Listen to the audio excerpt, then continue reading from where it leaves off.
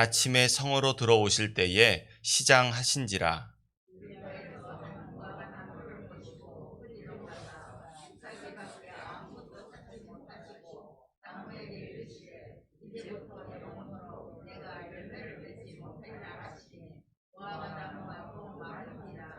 제자들이 보고 이상히 여겨 이르되 무화과 나무가 어찌하여 곧 말랐나이까. 이르시되 내가 진실로 너희에게 이르노니 만일 너희가 믿음이 있고 의심하지 아니하면 이 무화과 나무에게 된 이런 일을 할 뿐만 아니라 이 산더러 들려 바다에 던져지리라 해도 될 것이요. 함께 읽겠습니다. 너희가 기도할 때에 무엇이든지 믿고 구하는 것은 다 받으리라 하시니라. 아멘. 할렐루야. 오늘도 기도와 말씀으로 경건을 실천하며 우리를 의의 길로 인도하시는 주님의 뜻을 구하시는 모든 성도 여러분들 가운데 하늘로부터 임하는 풍성한 경건의 능력이 함께 하시기를 소원합니다. 오늘 이 본문의 말씀을 통해 경건의 능력을 소유한 예수님을 닮은 믿음의 사람이라는 제목으로 함께 은혜 받고 기도하기를 소원합니다. 예수님은 어제 본문의 말씀에서 만민이 기도하는 집인 성전을 강도의 소굴로 만들어 놓은 제사장들과 서기관들을 책망하시며 성전을 청결하게 하셨습니다. 그리고 예루살렘 성에서 나와 베다니에서 하룻밤을 묵으시고 다시 성으로 들어가실 때 오늘 말씀에 무화과 나무를 저주하신 사건이 일어납니다. 이때 예수님은 시장하셨습니다. 참 하나님이시기에 배고픔을 겪으실 필요도 없으신 분이시지만 온 인류의 죄를 구원하기 위한 대속의 제물이 되시기 위해 참 사람으로 이 땅에 오신 예수님은 우리와 똑같이 배고픔을 느끼셨고 슬픔과 기쁨도 느끼시는 분이셨습니다. 그런데 그런 예수님께서 아무리 눈 씻고 찾아보아도 이 무화과 나무에서 잎사귀 외에 아무런 열매도 찾으실 수 없었습니다. 본문에는 언급되지 않지만 마가복음 11장 13절에서는 열매가 없는 이유가 아직 무화과 열매가 열리는 계절이 아니기 때문이라고 전합니다. 그런데 예수님은 이 상황을, 이 현실을 그냥 넘기지 않으시고 지금 현재 유대인들이 처한 현실을 이 열매 없는 무화과 나무에 빗대어 저주를 선포하십니다. 왜냐하면 구약 성경에서 이 무화과 나무란 하나님의 택하신 백성인 이스라엘을 상징하기 때문입니다. 이러한 예수님의 저주를 반영하고 있는 구약 성경의 말씀이 있습니다. 제가 한번 읽어드리겠습니다. 옛적에 내가 이스라엘을 만나기를 광야에서 포도를 만남같이 하였으며 너희 조상들을 보기를 무화과 나무에서 처음 맺힌 첫 열매를 봄같이 하였거늘 그들이 바알부올에 가서 부끄러운 우상에게 몸을 들이므로 저희가 사랑하는 우상같이 가증하여졌도다. 호세아서 9장 10절의 말씀입니다. 이 말씀에 따르면 하나님은 이스라엘을 무화과 나무에서 처음 맺힌 첫 열매와 같이 보셨습니다. 좀 더 자세히 말하자면 하나님께서 그들을 처음 맺힌 첫 열매로 봐주셨다는 것, 즉 그렇게 여겨주셨다는 것입니다. 언제 이런 일들이 이스라엘 역사 가운데서 처음 맺힌 첫 열매로 봐주신 사건이 있었던 것일까요? 하나님이 죄악이 가득한 세상 속에서 의인 한 사람을 부르신 사건이 있었습니다. 수많은 사람들이 본토와 친척과 아비의 집에서 스스로의 힘으로 살아가는 것을 당연한 것으로 여기던 세상. 그 속에서 하나님은, 그 불의한 세상 속에서 하나님은 세상의 방식과는 다르게 하나님께서 아직 보여주시지는 않으셨지만 선한 길로 인도하실 것임을 믿는 믿음으로 살아가던 한 사람을 찾으셨습니다. 그는 바로 아브라함입니다. 아브라함은 거룩한 하나님의 부르심에 순종하여 그가 머물고 의지하고 붙잡고 살아갔던 본토, 친척, 아비의 집을 떠났습니다. 이것이 하나님 앞에 회개에 합당한 열매, 즉 어두운 세상에서 죄인이 의인으로 돌이켰던 첫 열매였던 사건이었습니다. 이에 하나님은 아브라함에게 거룩한 씨를 주셔서 회개하는 자들마다 바로 그 씨를 상속받는 자들이 되게 하셨습니다. 하나님은 이러한 순종의 본을 보여 회개의 첫 열매가 된 모든 이스라엘의 아버지이자 우리의 믿음의 조상인 아브라함을 호세아서 9장 10절에서 말하는 것처럼 무화과 나무에서 처음 맺힌 첫 열매로 여겨 주셨습니다. 그런데 자칭 이 아브라함의 자손이라 자부하는 유대인 중에서도 마치 무화과 나무가 열매를 맺듯이 백성들에게 사랑을 가르치고 지도하며 긍휼을 베펴 그러한 열매를 맺게 해야 할 유대 종교 지도자들은 지금 무엇을 하고 있습니까? 사리사욕에 눈이 멀고 부정부패의 장본인이 되어 흔한이 흔한 무화과 나무와 같은 이스라엘 백성들에게 열매를 맺지 못하게 하는, 심지어 그들이 드나들며 하나님을 만나게 하는 축복의 통로를 강도들의 소굴이 되게 하고 죄악의 원흉이 되게 만드는 악을 저지르고 있습니다. 열매 맺지 못하는 신앙을 양산하는 당시의 유대 종교 지도자들을 향한 날선 시선은 단지 예수님만 가지고 계셨던 시선이 아니었습니다. 마태복음 3장에서는 회개의 세례를 선포하던 세례 요한이 예수님처럼 돌려서 무화과 나무를 저주하지 않습니다. 그에게 나오는 바리새인들과 사두개인들을 향해서 세례 요한은 뭐라고 말합니까?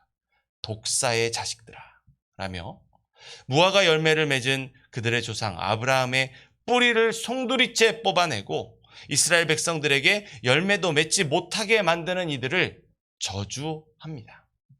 그렇다면 결국 예수님은 세례 요한과 같은 맥락에서 하나님의 택하신 백성들을 선생이라 하면서도 열매 맺지 못하게 만드는 이 유대 종교 지도자들에게 영원토록 열매 맺지 못하시겠다고 하시는 경고, 심판을 선포하고 계신 것입니다. 하지만 예수님의 말씀과는 달리 이 무화과 나무는 이스라엘에서 1년에 5번이나 열매를 맺을 만큼 참으로도 많은 열매를 맺고 잘 열매를 맺는 나무입니다. 이렇게 흔하게 열매를 맺는 무화과 나무이지만 한 가지 흠은 팔레스타인 지역에서 귀한 물을 마구마구 흡수한다는 것입니다. 때문에 열매를 맺지 못하면서도 그대로 심겨져 있는 나무는 당장 베어서 성전에 제물을 태우는 번제단에 사르는 불쏘시개로 흔히 사용됩니다. 그렇다면 온전한 무화과 열매를 맺는 신앙으로 백성들을 지도하고 있지 않은 이 유대 종교 지도자들이 회개에 합당한 열매를 맺지 않으면 어떻게 되는 것일까요? 그들의 죄악으로 인해 불에 던져질 불쏘시개가 될 뿐입니다. 그래서 세례 요한은 마태복음 3장 10절에서 이미 도끼가 나무 뿌리에 놓였으니 좋은 열매를 맺지 아니하는 나무마다 찍혀 불에 던져져 버리리라 라는 임박한 심판을 선포하며 경고했던 것입니다. 그러나 상황은 변했습니다. 세례 요한이 그 오실 메시아를 예비하던 때가 지났습니다. 이제는 그 심판의 집행자이신 하나님의 아들이시며 메시아이신 예수님께서 세상에 오셨습니다. 목자 잃고 길 잃어버린 양들과 같았던 자들에게 참 목자가 오셨습니다. 그렇기 때문에 심판주이신 예수님의 저주에 무화과 나무가 더디 반응하지 않고 바로 말라버린 것입니다. 유대 종교 지도자들은 거부할 수 없는 수많은 증거들로 예수님께서 메시아 되심을 목격하고 있음에도 이를 인정하지 않았습니다. 특히 앞선 본문의 말씀에서는 예수님을 향해 매우 의도적으로 깎아내리며 나사렛 거지동네 출신의 선지자에 불과하다고 폄하했습니다.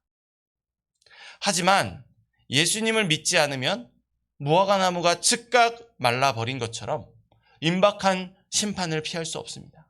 왜냐하면 메시아이신 예수님은 구원자이시며 동시에 심판자이시기 때문입니다.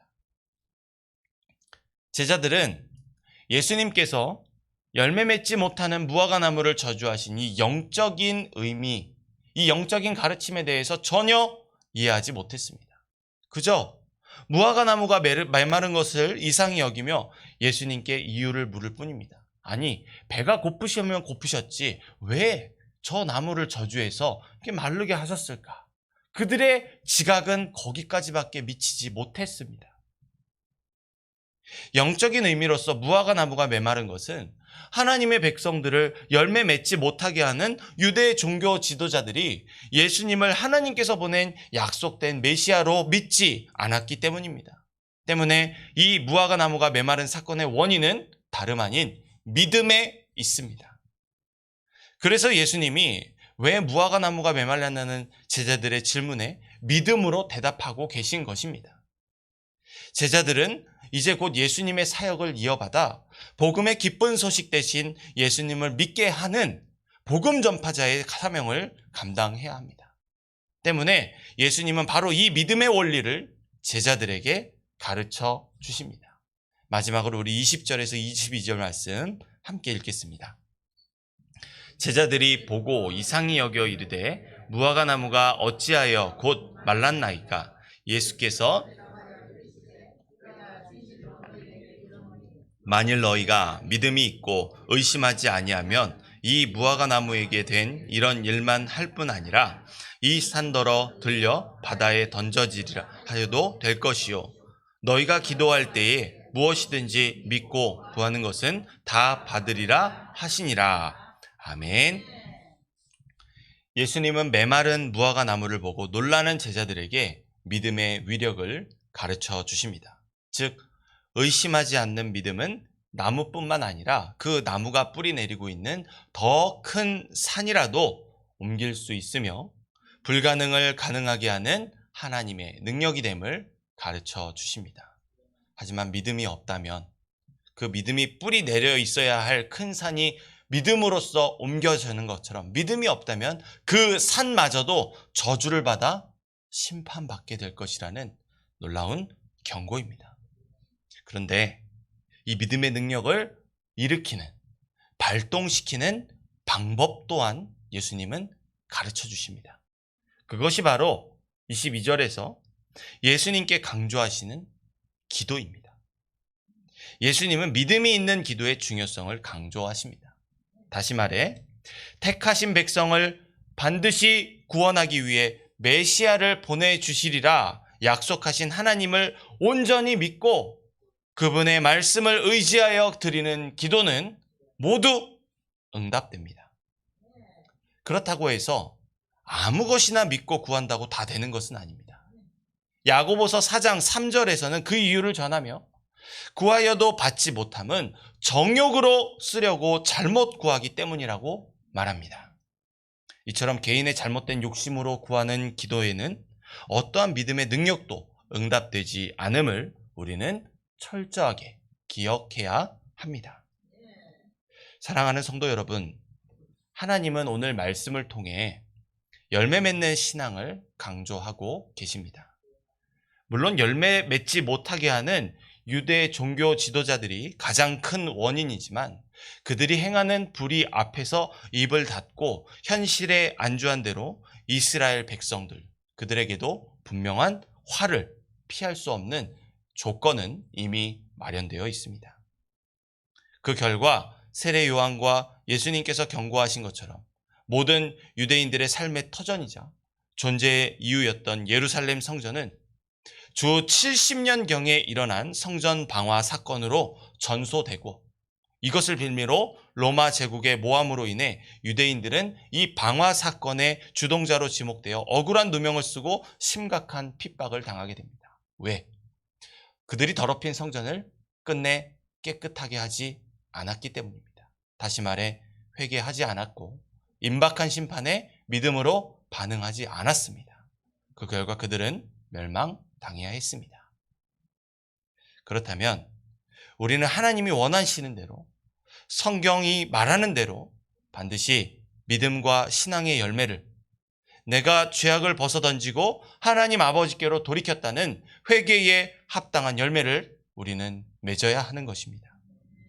아무리 신앙이 좋은 것처럼 보이고 겉으로 보기에 완벽해 보여도 열매가 없으면, 다시 말해서 나의 죄인된 자아가 죽고 나를 구원하신 예수님의 성품이 내 안에서 살아 숨쉬지 않는다면, 말로는 하나님을 사랑한다고 떠버리지만 그 사랑을 이웃에게 실천하지 않는다면 잎사귀만 무성하고 열매가 없어 단번에 메말라버린 이 예수님의 심판받는 무화과 나무가 같을 뿐입니다. 그러므로 더 이상 지체하지 말고 믿음과 신앙의 열매 맺기를 우리는 부단히 힘쓰고 노력해야 합니다. 경건의 모양을 가지고 뽐내는 신앙인이 아니라 진정한 경건의 능력을 소유한 예수님을 닮은 믿음의 사람으로 거듭나야 합니다. 특별히 이것이 오늘 말씀에 기도로 가능하다 말씀하셨으니 이 자리는 축복의 자리이자 주님께서 우리를 회개하도록 부르신 믿음의 자리인 줄 믿습니다. 이 말씀 더욱 굳게 붙잡고 믿음으로 구하며 욕망에 사로잡혀 헐의 허식과 같은 내 안에 세워놓은 큰 산이 오늘 우리는 회개의 기도로 옮겨버려야 합니다. 그 모든 주님을 바라보게 만드는, 주님을 믿게 만드는데 가로막는 것들이 있다면 이 시간 우리는 결단하고 송두리째 옮겨버려야 합니다. 오직 우리의 시선에 예수님만 보이게 하는 회개에 합당한 열매를 맺어야 하는 것입니다. 그런 우리를 기쁘게 바라보시는 주님께 무화과 나무에서 처음 맺힌 첫 열매와 같은 진정한 회개에 합당한 열매로 우리의 믿음을 알리며 주님의 시선이 우리에게 고정되게 하기를 소원합니다. 주님은 그런 우리를 세상으로 파송하시며 세상 가운데 잃어버린 또 하나의 하나님의 열매를 맺게 하실 줄 믿습니다. 이러한 믿음 안에서 누리는 기쁨과 소망과 비전을 품고 주님 앞에 영광 돌리는 삶을 살아가시는 모든 성도 여러분들이 되기를 소원합니다. 기도하겠습니다. 사랑과 은혜가 많으신 아버지 하나님, 지금까지 우리가 경건의 모양만을 겉옷으로 두르며 주님 앞에 기만하고 교만하게 행했던 모든 모습들, 이 시간 회개하기를 소원합니다. 회개하지 아니하면 단번에 메말라버린 그 무화과 나무와 같은 현실이 오늘 임하게 됨을 주님 앞에 고백드립니다. 아버지 하나님, 그 이유는 주님께서 이미 우리와 함께 하시며 영원토록 우리와 함께하고 계시며 그의 마지막 날까지 우리를 붙들어 인도하시기 때문입니다. 그런 주님께서 우리를 메마르도록 회개를 촉구하시는 이유는 우리가 멸망당함이 아니요 주님과 함께 영생을 누리게 하는 삶을 살게 하기 위함인 줄 믿음으로 고백하오니 아버지 하나님, 더디하지 말게 하시고 지금 이 순간 우리의 가슴을 열어 우리의 모든 죄악을 쏟아내고 주님 앞에 회개하며 새살이 돋아나게 하시는 주님의 은총을 힘입기를 소원하오니 아버지 하나님, 남의 시선을 바라보지 않게 하시고 지금 나의 더러운 것들을 주님 앞에 쏟아내며 새살을 돋아나게 하시는 주님의 은총을 힘입게 하여 주시옵소서. 아버지 하나님, 우리에게 이 말씀을 통하여 죄악에서 돌이킨 첫 열매로 심으시기를 소망하시오니 그 뜻을 힘입어 우리가 먼저 그 첫 열매가, 그 회개의 첫 열매가 되어서 결단하며 나아가는 오늘 우리의 삶을 통해 또 다른 열매 맺게 하는 믿음에 가득한 신앙인이 되게, 아버지 하나님, 믿음의 사람이 되게 하여 주시옵소서. 결단하며 나아가는 우리의 이 소망이 되신 주님만을 바라보며 의지하오니 성령 충만하심의 은총으로 함께 하시고 붙들어 주시사 반드시 주님 앞에 합당한 회개의 열매로 영광 돌리는 삶을 살아가게 하여 주시옵소서. 감사드리며 살아계신 예수 그리스도의 이름으로 기도합니다. 아멘.